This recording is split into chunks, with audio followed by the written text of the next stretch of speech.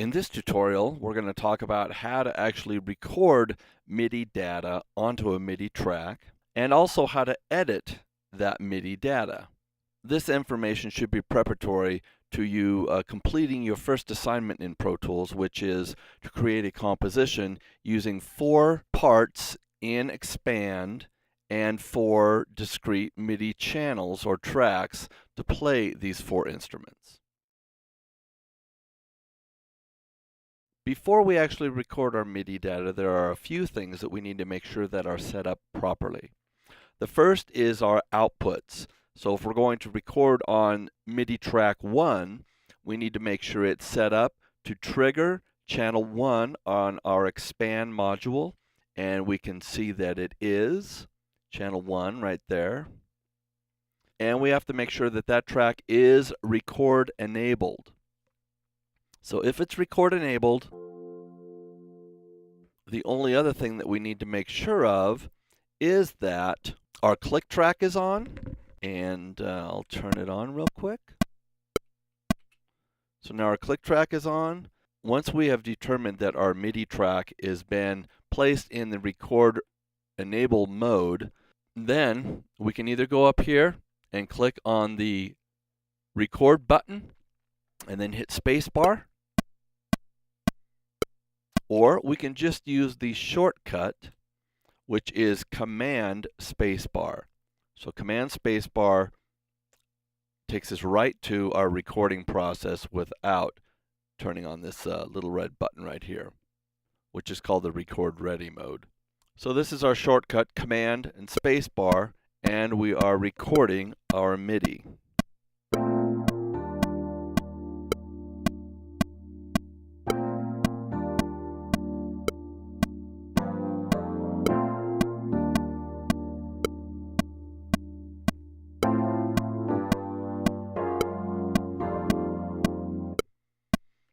Okay, so I hit spacebar to stop, and now I have actually got a recording of my MIDI data. Now, the next thing I can do is go to the second track, and if you look at my expand module, you'll see I've put a bass sound on my second track. It is set up properly to trigger channel 2. I've record enabled that track, so now I'm ready to record the bass sound. So I'll close this window.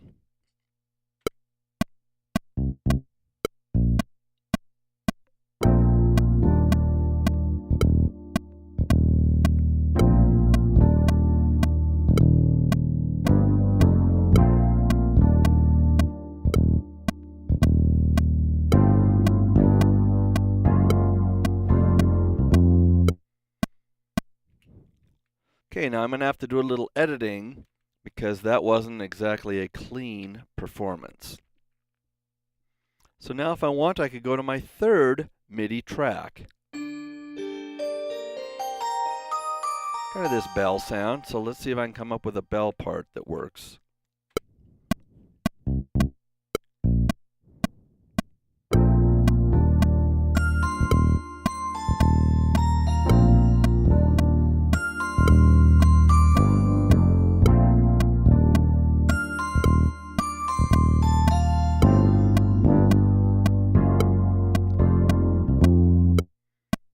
Okay, something like that. Wasn't exactly the best thing, but we'll move on.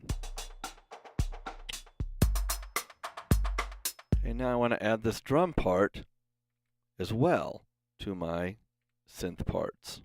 So, Command Spacebar.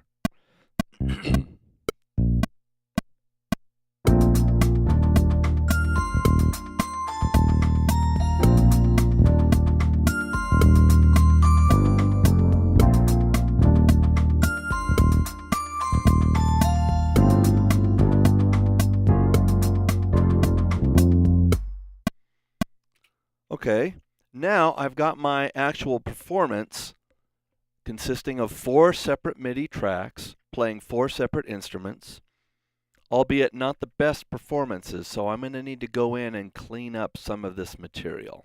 That's what we'll do next.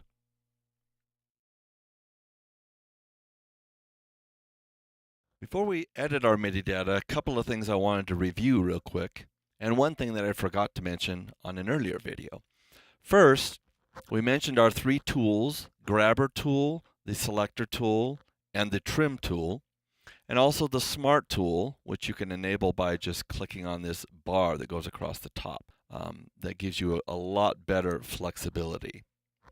So first off, if you want to zoom in, you can come down here to the right-hand side of your screen and you can zoom in on your particular MIDI data that you've recorded. So you can zoom in and out here. And also you can zoom in and out by using your scroll wheel, by using the Option key. Option modifier key, and then using your scroll wheel will zoom you in and out. So again, some of the navigation features that we've discussed earlier. Scroll wheel moves you vertically by moving this bar over here. Horizontally, you can move by using Shift and scroll wheel, and you can zoom in by using Option and scroll wheel. Now, the edit tools that you'll be using are all encompassed inside of the Smart tool. So if you are in the middle of a note, you'll get the grabber tool. If you're at the end of the note, you'll get the trim tool. And if you're out here, you'll get the marquee icon, which is basically the selector tool, to allow you to lasso and select multiple notes at a time. I'm doing that by just holding down the left mouse button and then dragging. There are many ways to edit MIDI data inside of Pro Tools. For the purposes of our class, I'm going to show you one way to edit your MIDI data. Let's say, for example, that we would like to edit first our piano part. So we click on that and we can go up to the window drop-down menu and select MIDI Editor. You can also see there's a shortcut associated with that, Control and Equals. And what it'll do is it'll open that MIDI track in a separate MIDI window. So now we've got a nice view of our MIDI data here. Now we can zoom in by going down here and clicking on this plus button. You can see that my performance isn't exactly right with the click. I'm slightly early here, slightly early there. So there is some editing that we could do here besides the wrong notes that I played. So there is a lot of our MIDI data that we can choose to edit. Velocities, our durations of our notes, whether or not the individual notes need to be shorter or longer, and also whether they are exactly on the grid. For this exercise and for your assignment, what I want to see is that all of your notes are on the grid and that you've edited some of the data.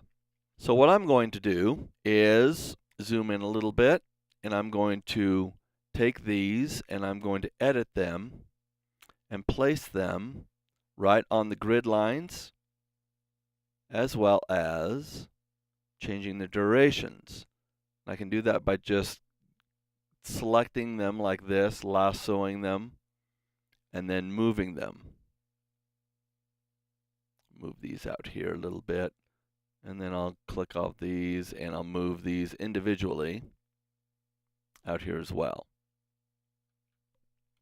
Now the way I'm able to do this is that I'm in a specific mode called the grid mode. You can see it right here. If I'm in the slip mode, then these notes individually just slide wherever I put them. But if I'm in grid mode, they snap to the grid. In other words, they snap to, in this case, 16th notes that I have selected here.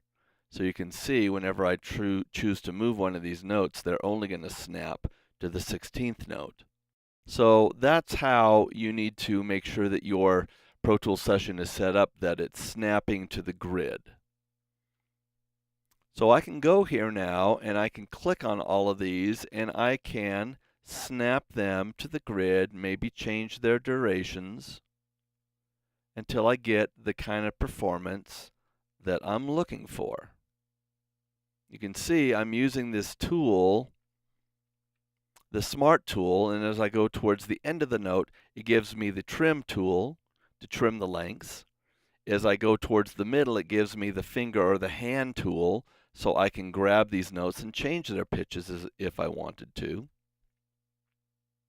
Right now I'm just lassoing them and fixing the lengths of these notes. Okay, now that I have edited the MIDI piano part, let's go ahead and edit the MIDI bass, the bells, and the drum parts. I know there were numerous mistakes in the bass part, so I can click on it, go up here and go to the Window drop-down menu, select MIDI Editor, or I can use the shortcut Control equals, or if your preferences are set up properly, you can just double-click on the clip itself and it will open the MIDI editor. So now I know there was nothing that occurred before measure 3, so I'm going to lasso those and then hit the delete key. So now I'm just going to quickly quantize these notes.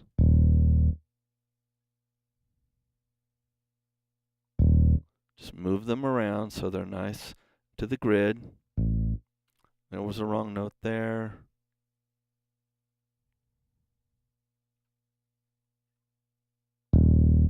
Click that, drag these right to the grid lines.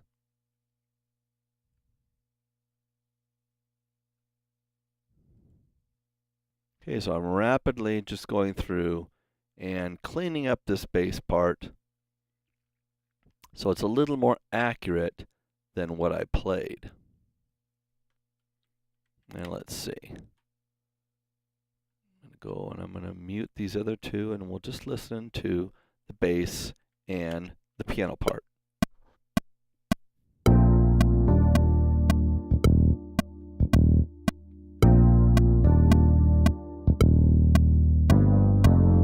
That's shorter. And that's the wrong note. Should be that.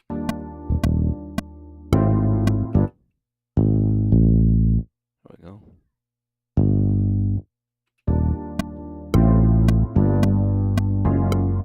Make that longer.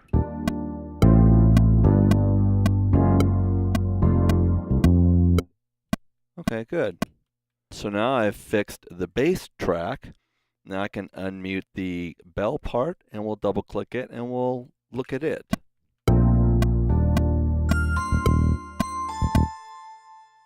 And with some different notes here. Don't want that note.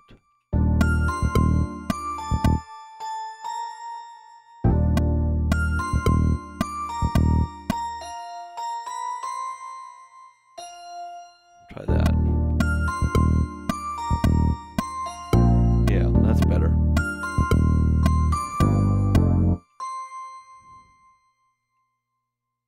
I'm just moving these right to the grid.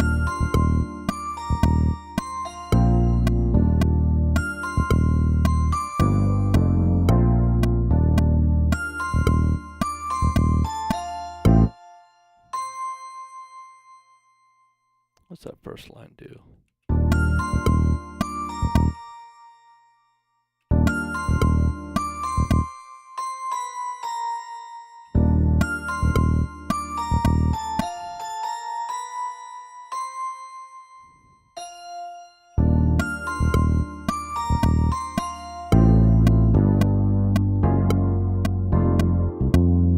Okay, good. Now, I'm just going to take this drum loop and make sure it starts right on the beat and that it ends right on the beat. Okay, and I'll unmute that. And now I can turn my click off right up here and listen to my whole piece.